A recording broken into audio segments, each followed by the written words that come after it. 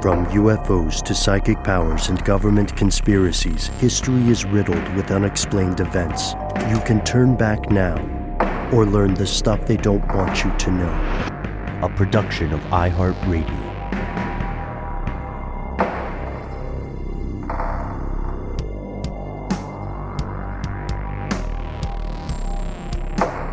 Hello and welcome back to the show. My name is Noel. Our buddy Matt is on adventures. Ben, you're Ben. Matt will be returning soon. They do call me Ben. We are joined as always with our super producer, Paul Mission Control Deck, and most importantly, you are here, and that makes this the stuff they don't want you to know. No. Hacking. Hacking. Can you hack it? We can you hack hack it? Yeah. What's the first thing you think of when you think of hacking? I guess the term has become, dare I say, a bit hackneyed over time, just because it's like, yeah, it conjures images of like bad 90s movie depictions of the internet, of someone with like a weird, like overly bespoke cased laptop having a screen flashing access granted, you know, people flying through vectors of like weird transparent buildings like pre-Matrix. Maybe I'm mainly thinking of the movie Hackers, but it was a trope for a while, right, Ben? Does some of those things come to mind for you too? You're right, Noel. I always love it in the 1990s films when someone reroutes the encryptions, right? That's the big move.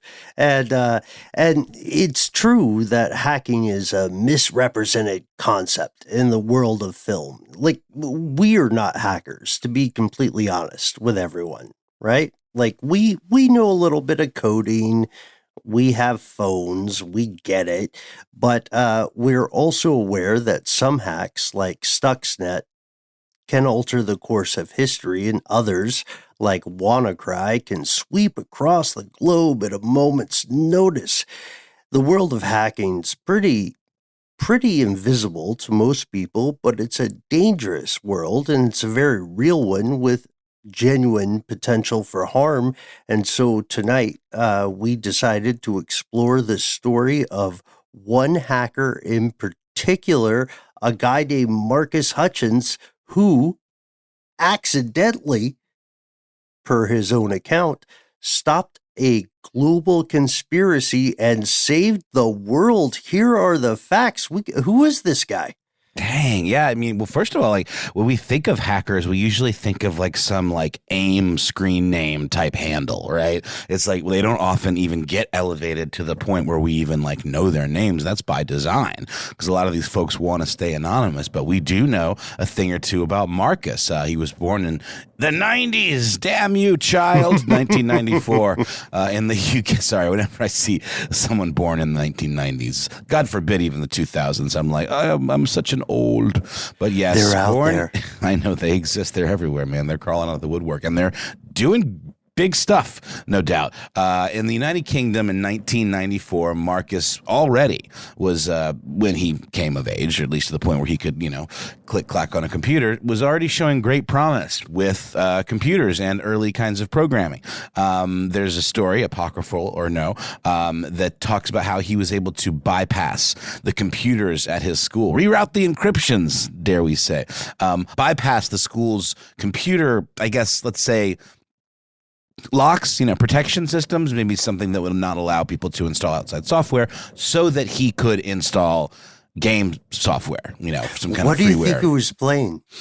I guess in the 90s, it would have been, what was a PC game? This is way post Doom and like the id Software stuff. Maybe Minecraft? Maybe you're right. We came up on Oregon Trail. Let's be honest. That's true. Yeah. And then I just remember, with all the id Software games, those were the ones where they would send you the freeware discs in the mail. And so that was something that everyone would have installed. But I guess he would have been coming of age like in the early 2000s. So that might have been Minecraft. That's my theory. That's a solid one. I agree with you. We're getting a lot of his initial career and origin story, somewhat apocryphal, as you said, Noel, from this article by Andy Greenberg over at Wired. And Marcus teaches himself the ins and outs of coding.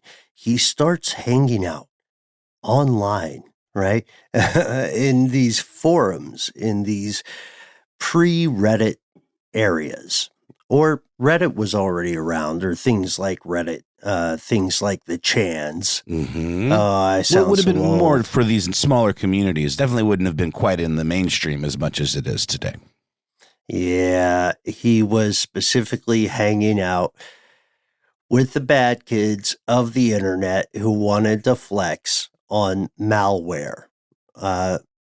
Malware is like software. It is a genre definition of things, programs that are meant to compromise other machines in some way. He's, dare I say, hacking at an early age, and he's very young at this point still. Yeah, I think at around 14 years old, he comes up with his first kind of little hack, I guess. It is funny that how hack has sort of become more appropriated by the normies, like the idea of like life hacks and stuff. But back in this day, it was kind of literally figuring out a weakness, some sort of vulnerability in a piece of software, and then exploiting that. This would probably be one of the more basic types of hacks, and he did that with Internet Explorer, figuring that whole, what is it, like the autofill stuff where it like saves your info. And I think back in those days, it wasn't as like authentication heavy as it is now. Like even to get access to certain autofill type things, you have to enter a password and a username and maybe even a fingerprint, if you're using one of those newer Mac laptops. But get a text on your phone. That's right. Exactly, because a lot of times this stuff will include credit card information. It could even include, that would not be the brightest thing in the world to always have that stuff, available for autofill, but it certainly is out there now and a little more protected. But back then, it would be for stuff like addresses, for shipping or whatever it might be. And he used it to, I guess, send a direct line back to him, from his computer with the malware installed to give people's passwords. Mm-hmm. And he never used it to commit a crime. The forums he was hanging out on were all about flexing. It's like his version of a skate park, Right. where people are doing their half pipe tricks, right? And he gets acceptance and approval online, and he hangs out more and more often on these forums, and his teachers and his parents notice that he's not doing so great at his homework in school. Yeah. The regular stuff. No, because he's spending all his time on those computer labs. And much like what happens when hackers are convicted, and sent away, that a lot of times one of the conditions of their release are you can never go near a computer ever again, which always seems so heartbreaking. But yeah, he was banned from using any of the school's computers because the faculty thought that he had hacked the entire school network, which he did deny. Again, we've got some apocryphal tales in here, which is always kind of the way it goes with figures like this. But in the end, it was just the push over the cliff he needed to even more reject kind of the stuff they were trying to hopefully get him to do, to go deeper into in terms of like normal homework and a career and all of that stuff. So he basically stopped going to school. You can't blame him. Oh, yeah. It's a terrible move, to really absolutely misguided attempt to get someone to not do the thing that they love. Mm-hmm. And so he gets pushed away from, what would we call it? We're going to sound very old. His IRL society, in real life society. He gets pushed away, and soon he is hanging out full time on these internet forums. And these are forums associated with what we would call pen testing, if we're being correct, penetration testing. Yeah. I wasn't familiar with that one. And it's like you said, I mean, a lot of it was sort of flexes, like, see what I can do. But it wasn't necessarily like these folks were colluding, to plan large-scale internet heists. But as we know, in order to know what the bad guys are doing and how to protect against what they're doing, you got to kind of have the same bag of tricks. So this really is kind of an interesting early, kind of entry point into what ultimately led to him being as known as he became. Mm-hmm. Just so.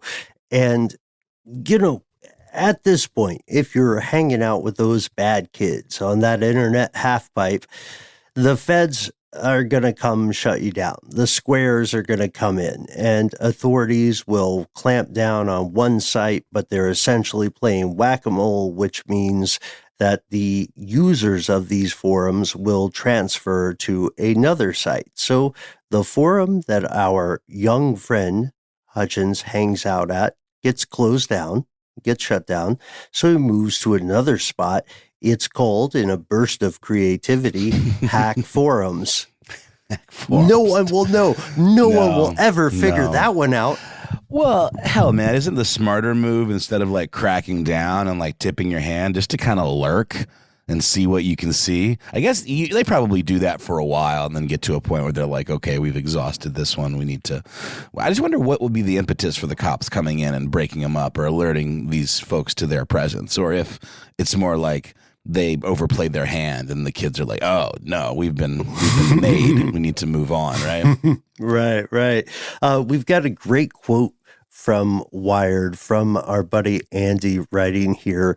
And he talks about, you know what this makes me think of?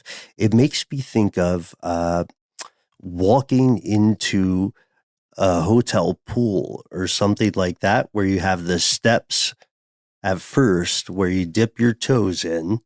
And our buddy Hutchins is walking in deeper and deeper water. Wired describes hack forums in a pretty interesting way. Yeah, he describes the members as being a shade more advanced in their skills and a shade murkier in their ethics. A Lord of the Flies collection of young hackers seeking to impress one another with nihilistic feats of exploitation. Therein lies the flex we were talking about. The minimum table stakes to gain respect from the hack forums crowd was possession of a botnet, a collection of hundreds of thousands of malware-infected computers that obey a hacker's commands, capable of directing junk traffic at rivals to flood their web servers and knock them offline. What's known as a distributed denial of service, or DDoS attack. Pretty common technique. We've heard that make the news plenty. Like, if I'm not mistaken, we were all just in Las Vegas recently, and I think they were a victim of a hack that I think involved, at least in part, DDoS attacks, because all of their servers were overloaded. They couldn't talk to each other, the MGM hotels, and the lights wouldn't work in the room. And when you have a system that's so interconnected like that, these things can be crippling, right? You nailed it. Yeah, absolutely. And it's sad that Matt is on adventures, because that's one of the things, as you'll recall, Noel, that he brought up to us before you and Paul and I traveled to Las Vegas. Matt was, I'm not going to do an impression of Matt because we all know him very well. It's not possible. He's too singular, that boy. He's such a voice. Yeah. And Matt, just so everyone knows, Matt was telling us before we went to Vegas about the hack. I think he was the first one who clocked it. And he was saying, guys, we got to be careful. He asked us if we would bring burner phones. And I'm going to be honest with you, I did not bring a burner phone. I used my real phone in Las Vegas. But not your real name, if we recall correctly. You were assigned one by hotel management.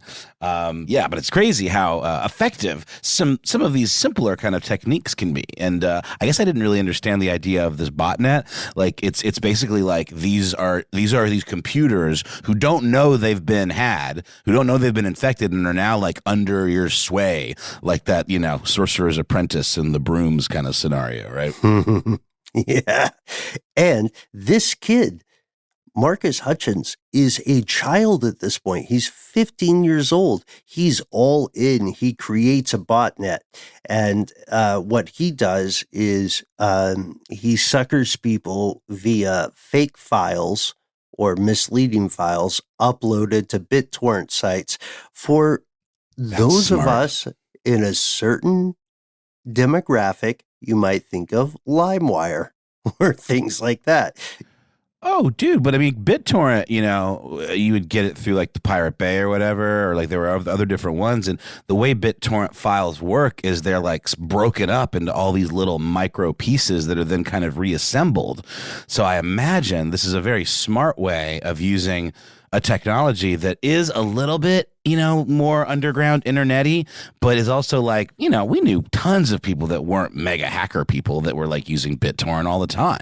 It was super mainstream, so it would make sense that he amassed a pretty significant bot army by exploiting these BitTorrent sites. For sure. And we all remember, let's be honest, whether you are a straight-laced NRO person or whether you have a little bit of R-matey in your college days, you remember the old saying. They said, look, you're never going to get caught if you're downloading the files. You're only in trouble if you're the one uploading them or sharing them, right? And yeah, and so that was true for some of them, but the BitTorrent ones, just by participating, you were sort of part of. It was harder to track down individuals, I think, because it was like by downloading the file, you were also participating in the upload. But I got a few of those web sheriff, copyright infringement notices back in the day. I sure did. You know what it was usually about? HBO related content. It was usually about like Sopranos episodes or episodes of 6 Feet Under. And you'd get this like form letter directed at your ISP, and then they would come to you, and it was like, "Hey, fly right, buddy, or things are going to go poorly for you." You can get banned from your ISP, but at the very least, that's probably what happened. Oh, geez. Well, this doesn't hit our boy Hutchins. Our young 15-year-old Hutchins, he has a bot army. It's like 8,000 computers, and he starts setting up his own business. He has one called Ghost Hosting. The first O is zero. Get it? Because it's leet speak. Yeah. Very AIM internet-y as well. This is a server kind of like web services deal, kind of like, we know now is like AWS, Amazon Web Services, for hosting sites, much smaller and much more niche. This was specifically for hosting sites for hack forum members that allowed them to shield their IP addresses from anyone who would try to find where the root of such sites might be. But he had some caveats. He would allow people to post anything other than child sexual abuse material. So good on him for that, of course, because we know a lot of times these masked, websites or servers, that's a big part of it. But what he was doing essentially was like sort of a smaller scale Silk Road dark web thing. But I don't think you needed like a Tor browser to access it. I think it wasn't like exactly dark road Silk Web, but it was in that vein. The idea that you couldn't necessarily figure out where it was coming from. And maybe there was even a way for users to be encrypted so they couldn't be tracked either. Yeah, it was all about anonymity, and he had these ethical lines. He kept evolving his skills.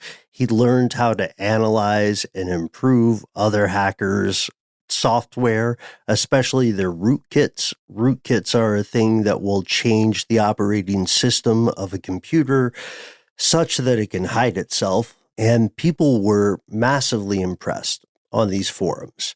And by the way, at this point, none of these folks on these forums know anything about each other. They're very careful with it. And this guy, our guy Mark, he starts taking these gigs writing what the authorities will call malware.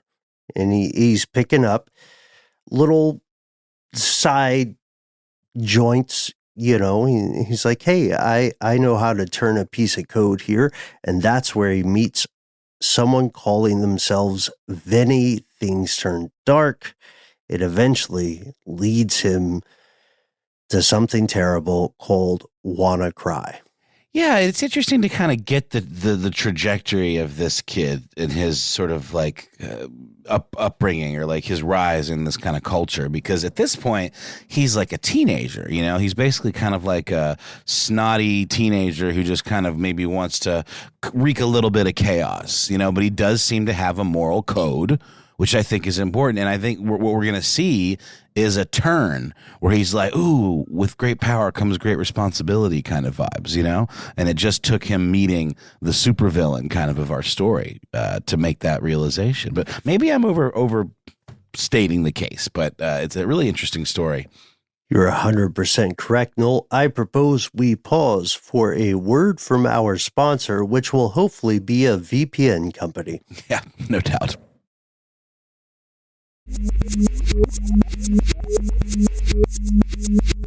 Here's where it gets crazy. So, this guy, Vinny, contacts Marcus. Marcus is about 16 at this point, and Vinny is a stranger on the internet. Marcus does not know him from a can of paint. And Vinny goes to Marcus and says, I'll give you a job. Make a new rootkit for me, kiddo, and I'll sell it all over the cool people internet, and you will get 50% of the profits. Dude, sounds like a deal. I'm 16. I'm doing this for fun largely anyway, and I'm starting to make a little extra money, you know, proving the principal and mom and dad wrong. You know, why wouldn't I hop on this train? So a little more than halfway through 2012, they get this whole deal up and running, something called a UPAS kit, which I believe is named after a poison tree. So maybe it's pronounced Upus? Upus? Yeah. Look, I am also not 100% on the pronunciation, but you're right, Noel. It is named after a poisonous tree, Antiaris toxicaria. Yeah, that sounds scary, mainly just because it has toxic in it. But yeah, it's right. Part of the mulberry family, which is a very pleasant sounding tree. But so, yeah, this is their enterprise they've been working on for a bit now. And at this point, Vinny sends Hutchins like a bunch of drugs for his birthday in the mail? because he was so Mark was complaining to his internet friend Vinny about how difficult it was to find good drugs in the United Kingdom. Okay, so this was not completely unsolicited then? Like Marcus is into these drugs, or he wasn't just like, because that also seems like a flex too, where it's like, I know where you live and I'm sending you illegal stuff. This would have been appreciated by young Marcus. I'm hoping we're not talking about crank or heroin here, maybe just some weed. Yeah, I think it was just saying, I can't find good weed in the United Kingdom, and Vinny comes through with more than just cannabis. I see. Yeah. So there is a little bit of a flex in there too, I think, where it's almost like, you know, yeah, you're in deep, because to your point, Ben, he'd always sort of just ridden that line between doing stuff that was just a little more anarchist and a little more just kind of middle finger to the man and like square society, but never things that would be considered fully morally reprehensible or like felony level illegal, right?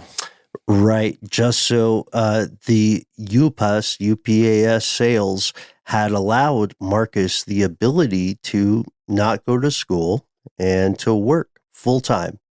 He was supporting himself. He was one of those kids who probably looked like, what do you call it? Hikikomori. The kids who stay home.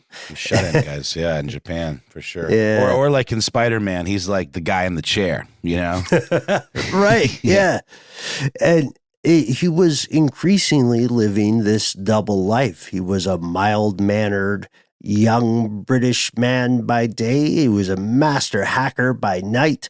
And here we go back to Marcus's own admissions. He made a serious error, just like you said, Noel.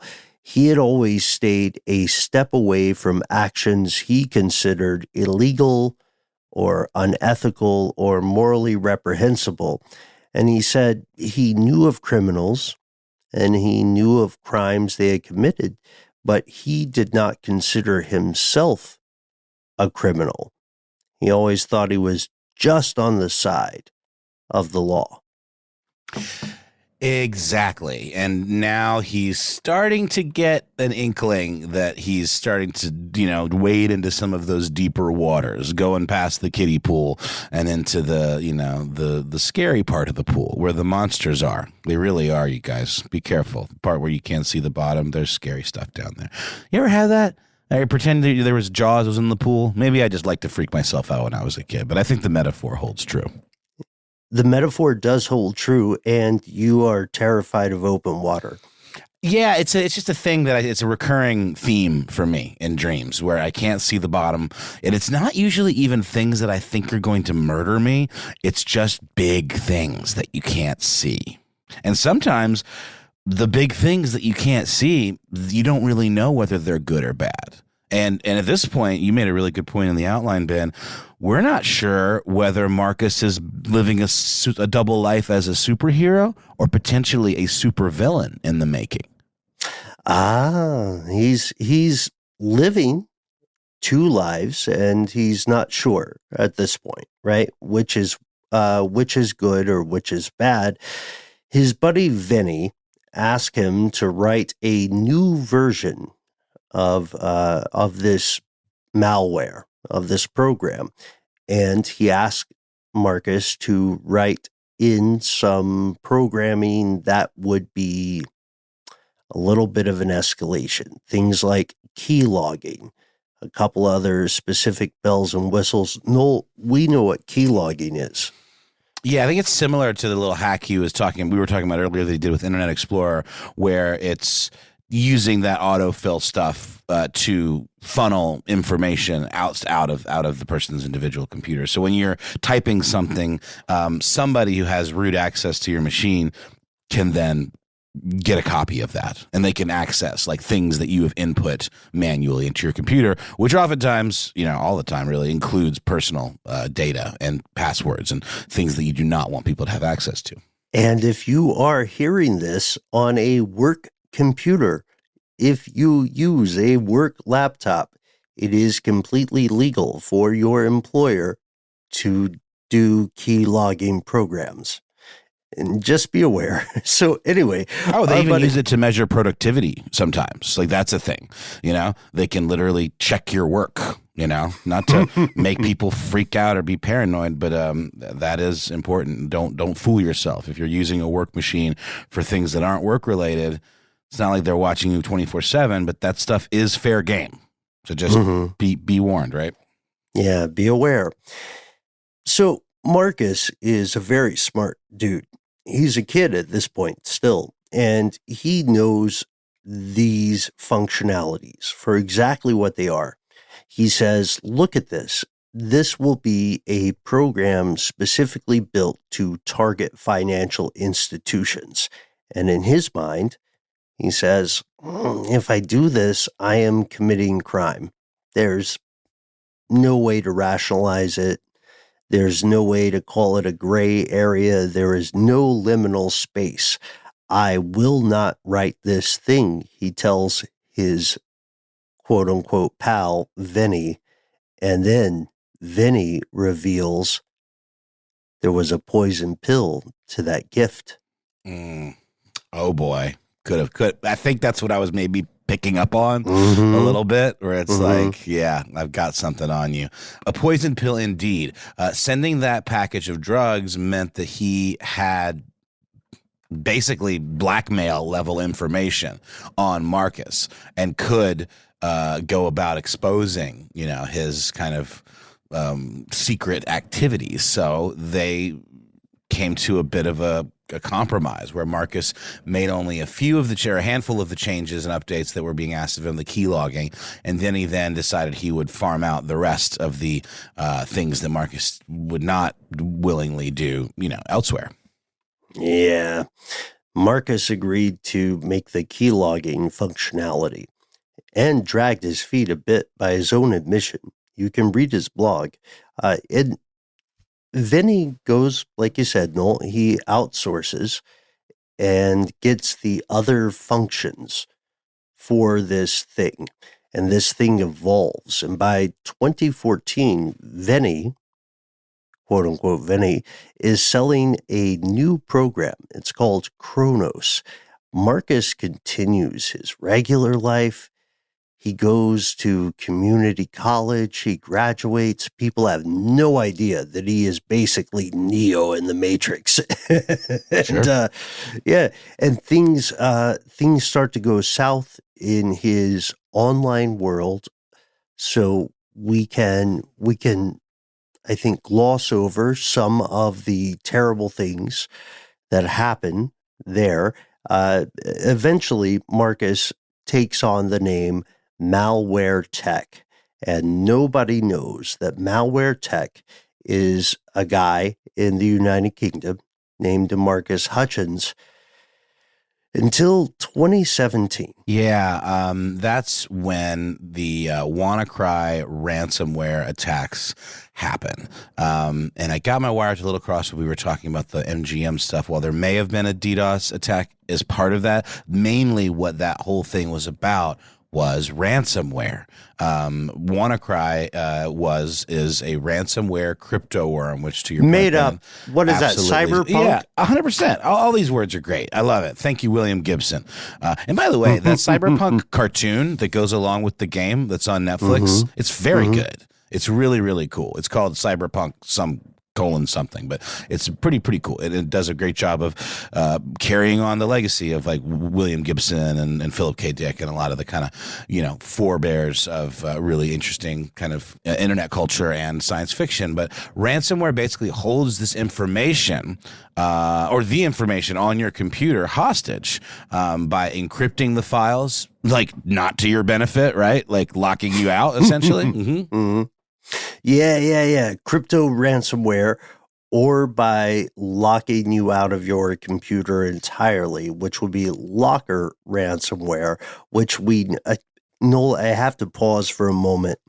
And on Matt's behalf, also say thank you so much for shouting out William Gibson, Neuromancer, the author who saw it all coming.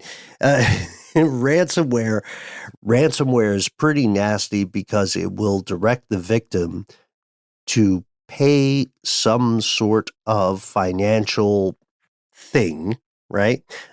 Through a very specific set of instructions, usually Bitcoin nowadays or some sort of derivative of.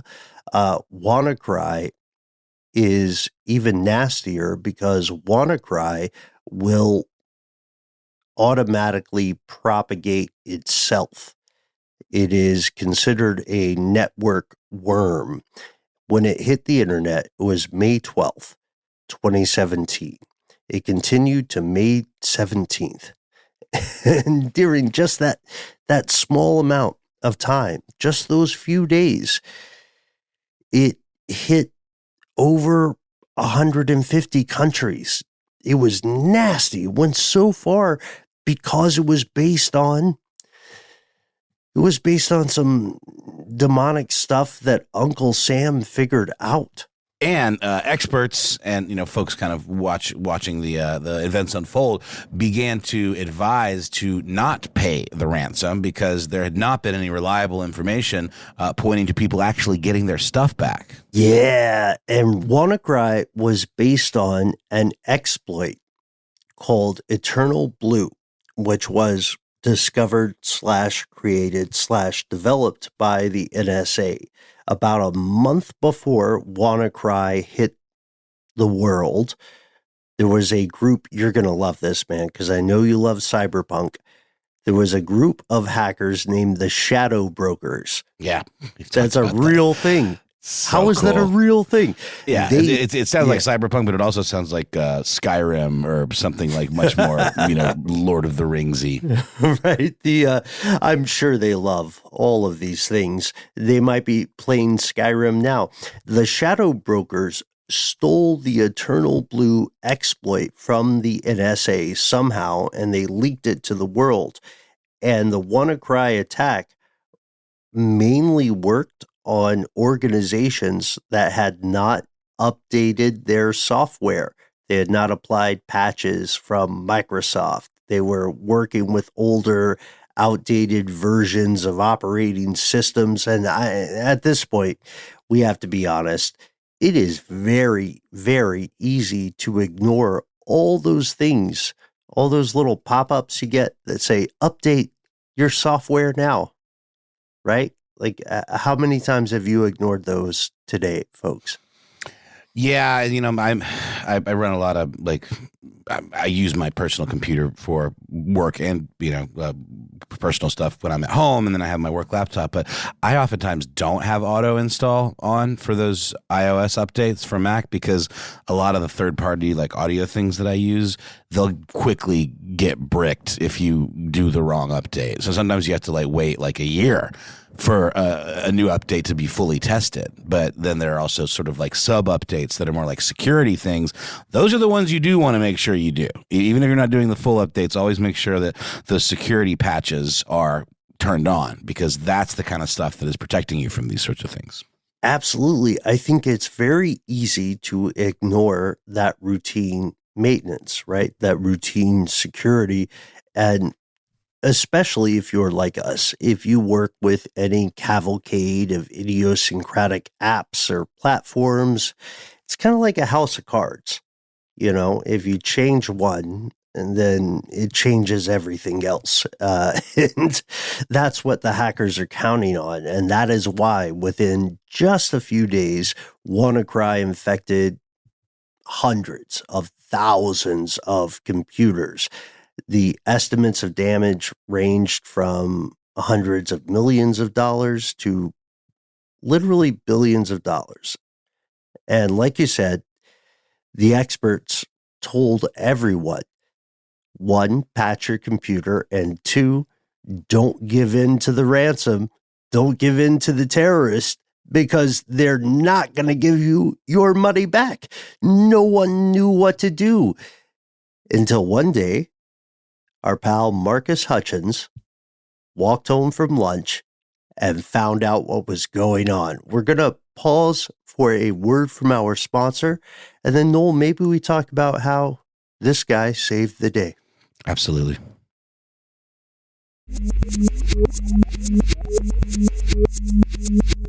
And we're back talking about mild-mannered Marcus Hutchins of the internet and also the United Kingdom, who had been through kind of an emotional roller coaster at this point. I did do a little extra reading in the package of drugs that were sent to him.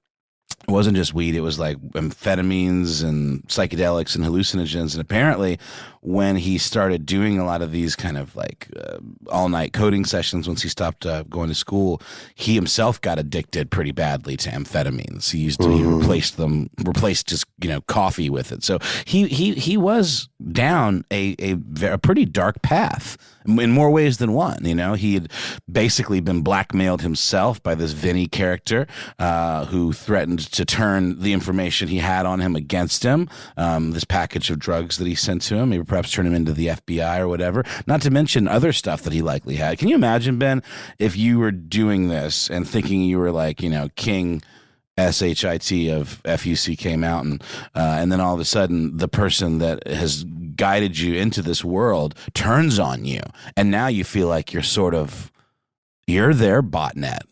They've got control of you. Oh, that's good. Yeah, I mean, it's evil, but it's a great scary feeling.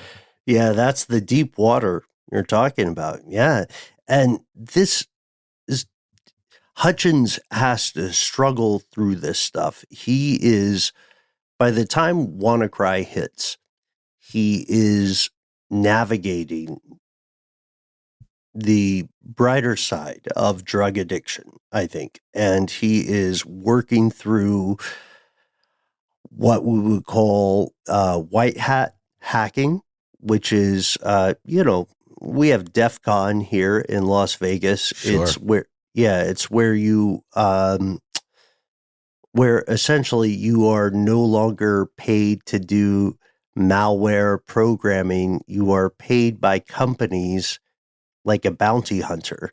You find the exploits, the vulnerabilities in their software, and they give you a ton of money if it works out.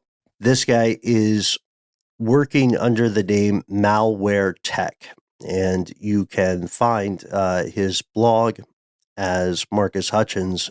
You can also find Malware Tech.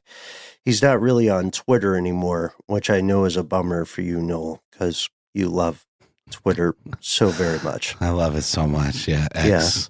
Yeah. Oh gosh. Gosh. Pardon me. No. You're right on the money, Ben. Even like the emails that I get from them still say X, formerly Twitter. It's like it's not going to happen, Elon. But yeah, he gets wind of this.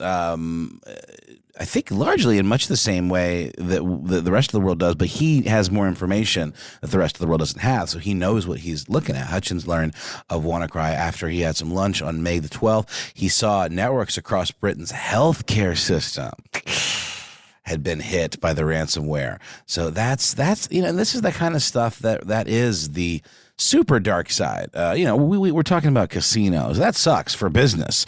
Casinos make a lot of money, losing money, inconveniencing guests and all of that. And that sucks. That's no good. But healthcare systems, people could die, like not to mention like if it's interconnected in the same way that the power stuff was, at the MGM. A lot of these larger facilities, they're going to have that level of interconnectedness. So he sees reports of Britain's health system being hit by these. That's going to be things like records and all of that stuff. But he, with the information that he has, knowing this is likely an extension of the thing that he participated in some way, he starts to get a little micro, looking into the code and seeing what he can see. And as he is running his digital fingers across the carapace of this thing, he finds a chink in the armor, a gap. He sees that there is a part of the code that includes a web address. The web address is not registered. So he registers the domain. This is very in the weeds, but he registers the domain and he's on record saying this. He always says, like, I paid $10.69 to get the domain address. And at the same time, while he's doing this, concurrently across the pond, there's another guy who also deserves his flowers, a guy named Darian Huss. He's 28 years old. He lives in the United States, I think in the Michigan area. He is a research engineer for a cybersecurity firm called Proofpoint. And this guy's doing his own analysis. And this guy, Darian, notices that whomever wrote this hardware left in a feature called a kill switch. And so Darian sends a screenshot of this to our buddy Hutchins, who is still at this point anonymous online. So they go back and forth about this and realize something really, really important, that registering the domain name and redirecting the attacks to Malware Tech's server had actually activated the kill switch, which halted neutralized the ransomware, creating something that's known as in the hacking parlance as a sinkhole. Yeah, that means that the attacks with that current variant of WannaCry will no longer execute successfully. And it's weird how this stuff is like it's like COVID. That's why they call it a virus, right? Because there could be a new variant. One of the first things that Malware Tech does is say, look, you have to get all of your operating systems patched immediately. And he has a great crisis of faith here, because to reveal this, to save the internet, he has to give up his anonymity. And that's what he does. That's why we know Malware Tech is cybersecurity consultant Marcus Hutchins. You can find him today, folks, marcushutchins.com. The guy literally saved the internet. He says he did it accidentally. He says he stumbled upon it. And there's so much more to the story. But I think we gotta give the guy the props where it's due. Noel, would our podcast exist if if WannaCry continued? Yeah, it's a good question. I mean, you do have to kind of wonder, like, it was so insidious that it could have caused irreparable damage to large systems. This was also long enough ago that it's almost like the way airports were before 9/11. You know what I mean? Like once something massive like this happens that is so earth-shattering, then things kind of turn a corner in terms of like security. And maybe I'm off base there, but it does feel like that's the case. This, like you said at the beginning of the show, this really was something that shifted the course of technological events. So yeah, I think it could have knocked things out. I always think of the movie, as bad as it is, Escape from L.A., the sequel to Escape from New York, the John Carpenter movie. The sequel is pretty bad overall, but it has a pretty interesting foil or plot, I guess, device, where it's this idea that like all electricity and interconnected, machinery will be killed, including batteries, and they don't really explain how that makes sense. I remember that. I remember that. The soundtrack's banging though. It's pretty good. But it does make me think of like, is this some kind of like, would this be a Fight Club event, like a Project Mayhem set us back to the Stone Age type event? We don't know, because Hutchins did jump in. Would it have been solved otherwise? I don't know that either. What do you think, Ben? A lot of this stuff is just based on boneheaded, exploitable flaws in software. Would the Microsofts of the world have figured it out first and figured out how to do something about it? I kind of think no. I kind of think you're right on that one, Noel, because consider that Eternal Blue, which is the exploit Uncle Sam figured out. Eternal Blue was discovered by the United States government, and they could have told Microsoft. They did not tell Microsoft. They instead built a monster, right? And the monster got out of its cage and then became another thing. It evolved like some sort of sinister evil Pokemon, right? And in its final form. Yeah, right. And Marcus Hutchins is the one person who said, hang on a sec, wait a tick, and did the right thing. The story continues, of course. WannaCry is largely suspected to be a creation of the DPRK, of the North Korean government. In full fairness, the government of North Korea denies that it was them, in a stunning plot twist. So, I mean, I guess when you're in this kind of world, and all these types of code, these pieces of code, there's an open sourceness to it. If you're in the community, you share and share alike, and maybe some group did, a small close-knit group of, hackers or coders might end up in another attack, right? Because this stuff is kind of shared. So Hutchins, it's not like he directly participated in making this. It was just something that the experience that he had with Vinny led him to have the know-how to recognize what he was looking at. Is that right?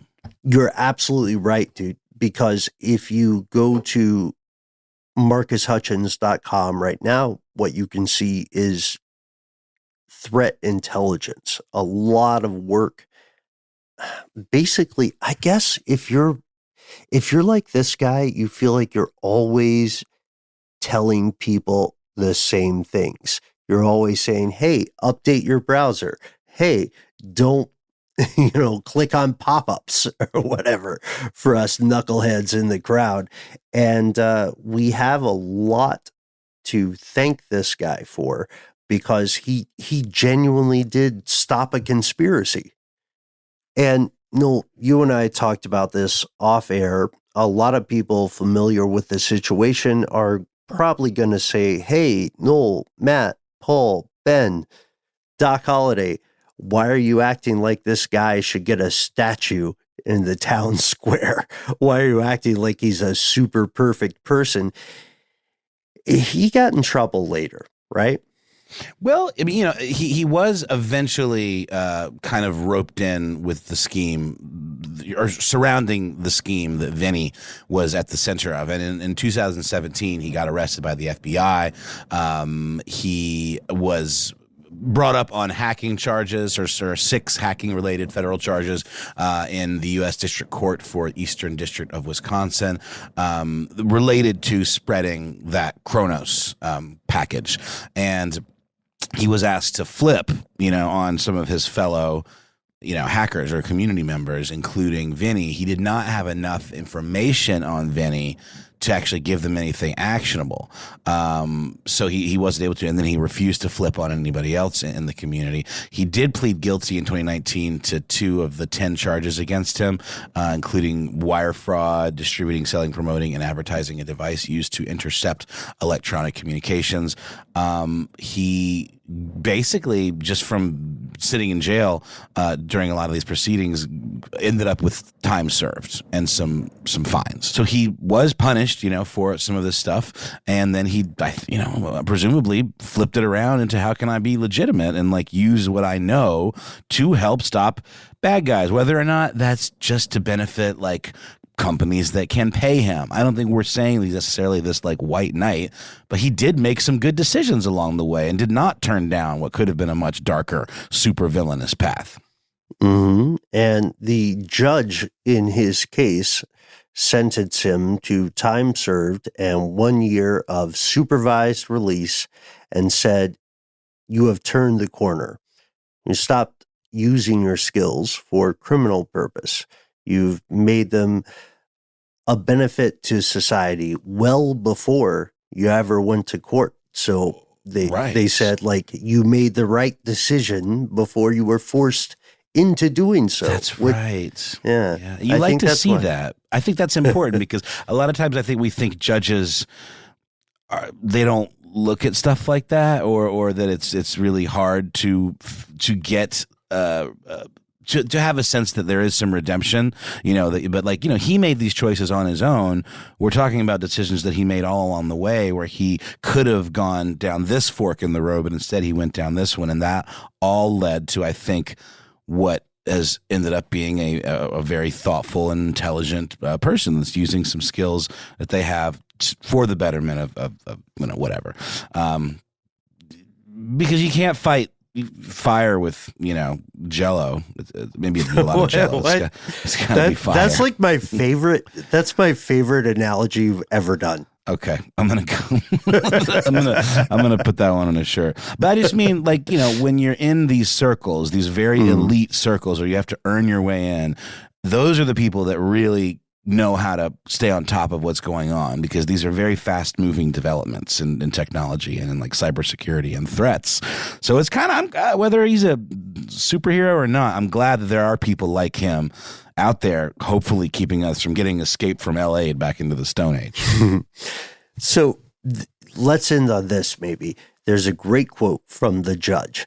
The judge says, "It's going to take individuals like yourself who have the skill set, even at the tender age of 24 or 25, to come up with solutions." The judge, even in court, implied or argued that Marcus Hutchins should get a full pardon, while admitting that the current court did not have the power to grant one. It was you're good though. You turned it around, and it's neat. It's neat to hear this. Here's another line. It's neat to hear stuff like this. "There are just too many positives on the other side of the ledger. The final call in the case of Marcus Hutchins today is a sentence of time served with a 1 year period of supervised release," which is crazy. Mm-hmm. He's online now. You can go. Well, that's right. Again, we talked about this at the top of the show too. A lot of these folks that maybe don't demonstrate this turning of the corner are barred from ever touching a computer again for the rest of their lives. And as we know, someone who that is this is a passion for folks. They're not always just doing it. The money's part of it, but it's it is how their brains work. And to be cut off from that would be the greatest punishment of all, I think. And so good on Marcus, man. Cool story. Honestly, kind of a posy vibe story. I'm digging it, Ben. It's kind of cool, right, Noel? And we like the positive stories, especially these kind of these empowered underdogs, right? This is a David Goliath kind of story. There was one guy who, with a little help from his friends, stopped a global conspiracy midway. That's pretty amazing. We would love to hear more stories like that. What are your favorite tales of people who successfully stopped a global catastrophe? Please find us online. Right? It's a little bit funny to say that at this point. There are other ways if you don't want to catch a worm, but you can hit us up at the social media platform of your choosing, where we are Conspiracy Stuff on Twitter, X, Twitter, whichever, YouTube, and Facebook, where we have a Facebook group. Here's where it gets crazy. New YouTube content popping off every single week. We're Conspiracy Stuff Show, however, on TikTok and Instagram. That we are. And as you said, Noel, if you don't care to sip the social meds, have no fear. You can call us directly. 1-833-STDWYTK. You'll hear a brief message, and then you'll hear a beep. You got 3 minutes. Those are your minutes. Go nuts with them. Yeah, give yourself a cool nickname. Tell us what's on your mind. Most importantly, tell us if we can use your name and or message on the air. If you are saying, I don't like social media, I don't like phones, what I like is emails, then we got your back there too. You can always drop us a line any time of day, any country you live in, as long as you have an internet connection. Send us a good old-fashioned letter at the place where we read every single email that we get, conspiracy@iHeartRadio.com.